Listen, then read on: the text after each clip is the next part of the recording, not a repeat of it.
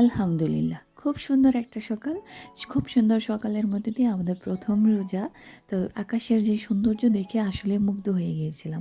আসসালামু আলাইকুম, welcome back to my channel parts of my life. যেখান থেকে আমার ভিডিও দেখছেন, আশা করছি সবাই ভালো আছেন। যে আলহামদুলিল্লাহ আমরাও ভালো আছি। চলে আসলাম আপনাদের মাঝে নতুন আরেকটা ব্লগ নিয়ে। আর এটা দেখাবো আমি ব্লগে আপনাদেরকে প্রথম রোজাতে কী রান্না করেছি এবং সকালবেলা রান্না শুরু করেছি, বিকালবেলা রান্না শেষ হয়েছে। তাহলে কেমন রান্না করলাম, যার জন্য এত সময় লেগেছে এবং এর পিছনে কারণ কি, পুরো ভিডিও জুড়ে যদি থাকেন তাহলে অবশ্যই বুঝতে পারবেন এবং জানতে পারবেন।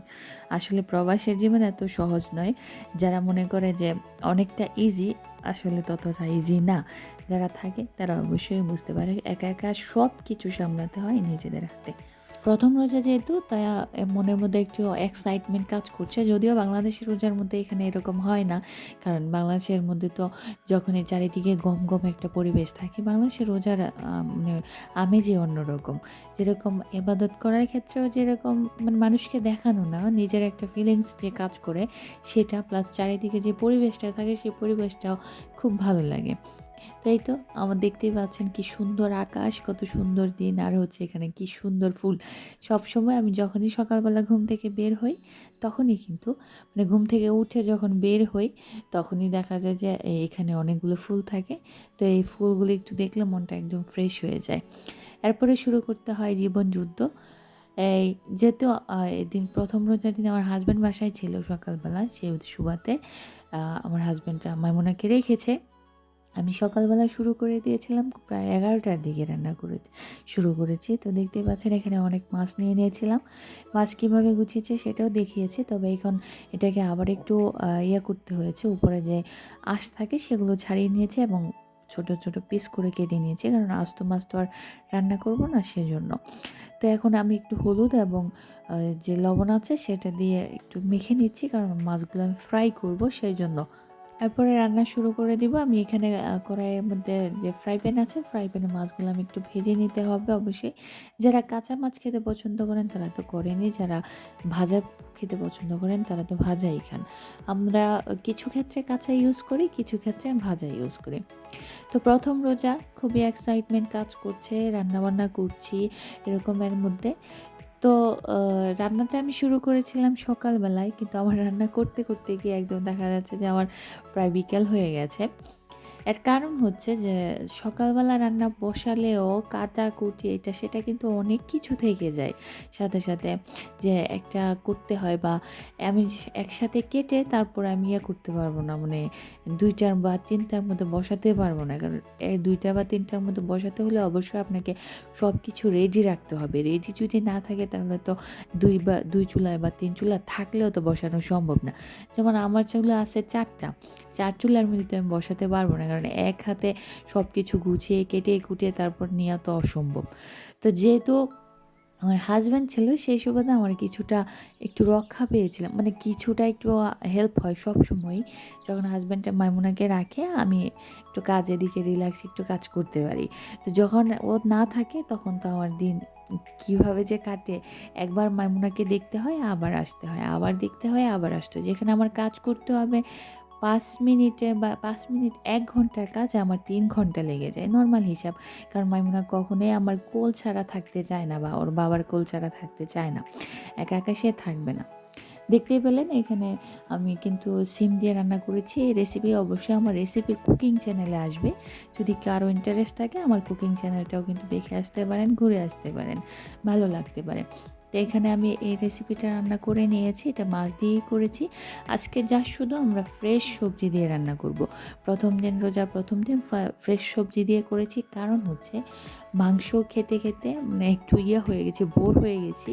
সেই সুবাদে দেশি সবজি সব নিয়ে এসেছে। দেশি সবজি দিয়ে ফ্রেশ ফ্রেশ মাছ দিয়ে রান্না করলে যেই ভালো লাগে বলারও বাহিরে।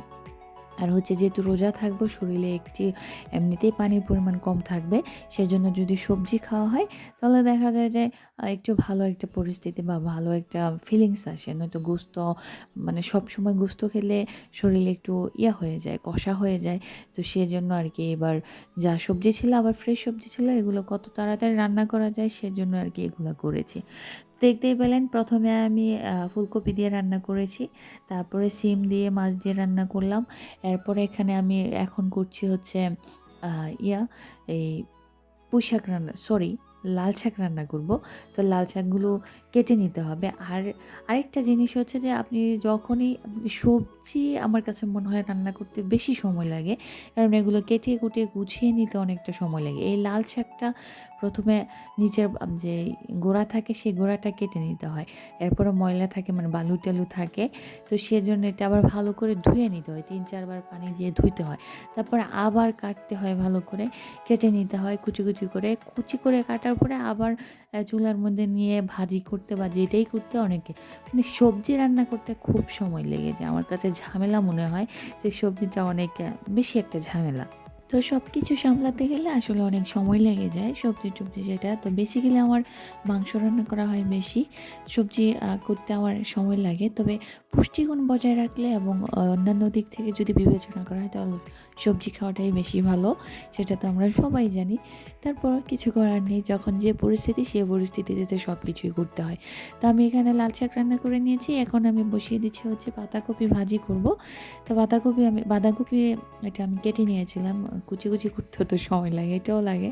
তো সেই সুবাদে দেখা যায় যে মাইমুনাকে একবার ভিডিওতে দেখা যায় যে আমি কন্টিনিউ এটা সেটা করে ফেলছি, কিন্তু বাস্তবে সেটা না।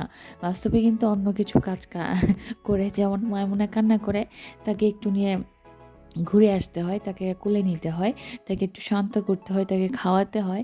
খাইয়ে যদি ঘুম পাড়াতে পারি, ঘুম পাড়িয়ে তারপরে আবার আসি। এরপরে 10 মিনিট, কারণ সে কোলে ছাড়া ঘুমায় না বেশি একটা দিনের বেলা। তখন রাত্রের বেলা যা শুধু এই কোল ছাড়া ঘুমাবে, বেডে ঘুমাবে, কিন্তু দিনের বেলা তাকে কোলে ছাড়া সে ঘুম পাড়ানো খুব টাফ। তো কোলে থাকলে তো আমি তো কোলে থেকে রাখলে তো আমি আর কাজ করতে পারবো না। তো সেজন্য তাকে করতে হয়, ঘুম পাড়িয়ে আসলে, মাঝে মাঝে আসলে হয় ঘুমে 10 মিনিট থাকে, এরপরে আবার উঠে যায়, তখন আবার গিয়ে আবার শান্ত করতে হয়, আবার আসি, আবার শান্ত করতে হয়, মাঝে মাঝে কান্না করে রেখেও তারপরে কাজ করতে হয়। তো এখন আবার যেহেতু ঠান্ডা কিছুটা কমে গেছে, গরম একটু পড়েছে, সেই জন্য বাহিরে নিয়ে আসছি এই করার জন্য, মানে তার স্ট্রলারে রেখে সামনে রাখি, তারপরও কান্না করে, তাকে রাখা যায় না, সে কোলে উঠতে চায়। তো সকালে শুরু করেছি দেখতেই পাচ্ছেন, কিন্তু পরিবেশটা কিন্তু এখন বিকেল হয়ে গেছে। তো যে দেখুন কি কি রান্না করেছি, মাছ দিয়ে এই ফুলকপি দিয়ে রান্না করেছি, তারপরে বাঁধাকপি ভাজি করেছি। আর ইফতারের জন্য যা শুধু এর ফাঁকে কিন্তু আবার আমার হাজব্যান্ডকে ইফতারও রেডি করে দিয়েছিলাম। তো সব কিছু মিলিয়ে খুবই টাফ একটা সময় গেছে প্রথম রোজা দিন, তারপরও আলহামদুলিল্লাহ আল্লাহ যে রোজা রাখার তৌফিক দিয়েছে, এটাই অনেক কিছু। তো আজকের মতো এখানেই বিদায় নিচ্ছি, সবাই ভালো থাকবেন, আরও নতুন নতুন ব্লগ নিয়ে আপনাদের মাঝে হাজির হয়ে যাব। আল্লাহ হাফেজ, আসসালামু আলাইকুম।